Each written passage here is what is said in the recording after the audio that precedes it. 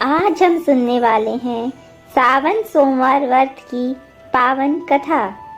एक साहूकार था जो भगवान शिव का अनन्य भक्त था। उसके पास धन धान्य किसी भी चीज की कमी नहीं थी, लेकिन उसकी कोई संतान नहीं थी और वह इसी कामना को लेकर रोज शिव जी के मंदिर जाकर दीपक जलाता था। उसके इस भक्ति भाव को देखकर एक दिन माता पार्वती ने शिव जी से कहा कि प्रभु, यह साहूकार आपका अनन्य भक्त है, इसको किसी बात का कष्ट है तो आपको उसे अवश्य दूर करना चाहिए। शिव जी बोले कि हे पार्वती, इस साहूकार के पास पुत्र नहीं है, यह इसी से दुखी रहता है। माता पार्वती कहती है कि हे ईश्वर, कृपा करके इसे पुत्र का वरदान दीजिए। तब भोलेनाथ ने कहा कि हे पार्वती, साहूकार के भाग्य में पुत्र का योग नहीं है। ऐसे में अगर इसे पुत्र प्राप्ति का वरदान मिल भी गया तो वह केवल 12 वर्ष की आयु तक ही जीवित रहेगा। यह सुनने के बाद भी माता पार्वती ने कहा कि हे प्रभु, आपको इस साहूकार को पुत्र का वर देना ही होगा, अन्यथा भक्त क्यों आपकी सेवा पूजा करेंगे। माता के बार बार कहने से भोलेनाथ ने साहूकार को पुत्र का वरदान दिया, लेकिन यह भी कहा कि वह केवल 12 वर्ष तक ही जीवित रहेगा। साहूकार यह सारी बातें सुन रहा था, इसलिए उसे न तो खुशी हुई और न ही दुख। वह पहले की ही तरह भोलेनाथ की पूजा अर्चना करता रहा। उधर सेठानी गर्भवती हुई और 9वें महीने उसे सुंदर से बालक की प्राप्ति हुई। परिवार में खूब हर्षोल्लास मनाया गया, लेकिन साहूकार पहले की ही तरह रहा और उसने बालक की 12 वर्ष की आयु का जिक्र किसी से भी नहीं किया। जब बालक 11 वर्ष की आयु का हो गया, तब एक दिन साहूकार की सेठानी ने बालक के विवाह के लिए कहा, तो साहूकार ने कहा कि वह अभी बालक को पढ़ने के लिए काशी जी भेजेगा।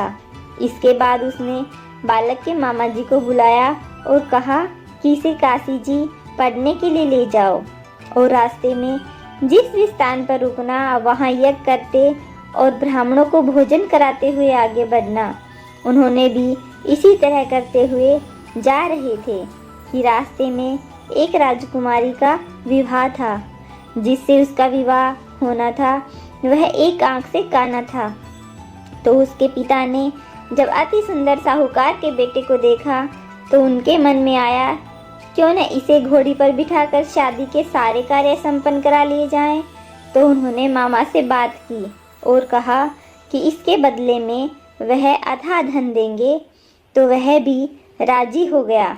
इसके बाद साहूकार का बेटा विवाह की वेदी पर बैठा और जब विवाह कार्य संपन्न हो गए तो जाने से पहले उसने राजकुमारी की चुंदरी के पल्ले पर लिखा कि तेरा विवाह तो मेरे साथ हुआ, लेकिन जिस राजकुमार के साथ भेजेंगे वह तो एक आंख का काना है।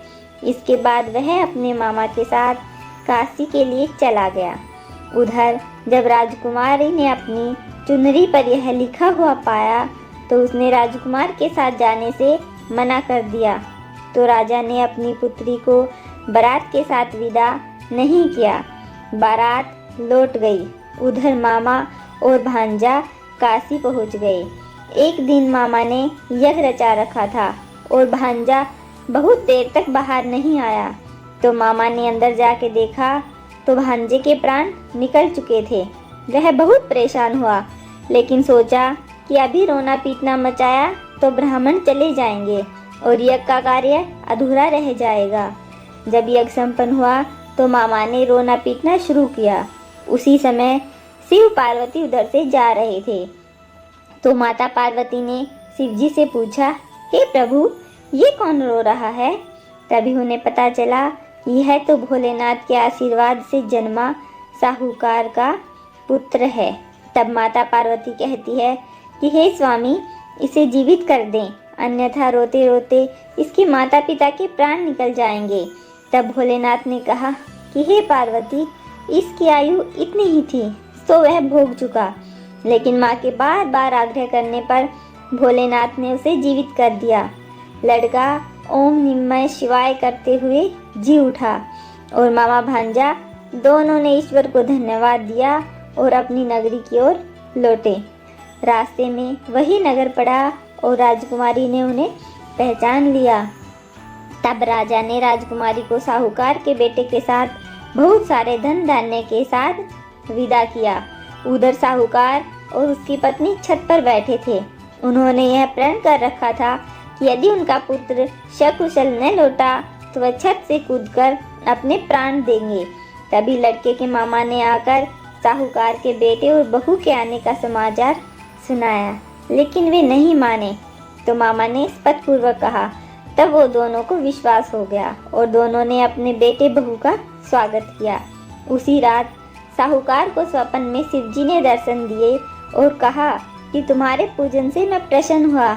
इसी प्रकार जो भी व्यक्ति यह कथा को पढ़ेगा या सुनेगा उसके समस्त दुख दूर हो जाएंगे और मनोवांछित सभी कामनाओं की पूर्ति होगी। हर हर महादेव।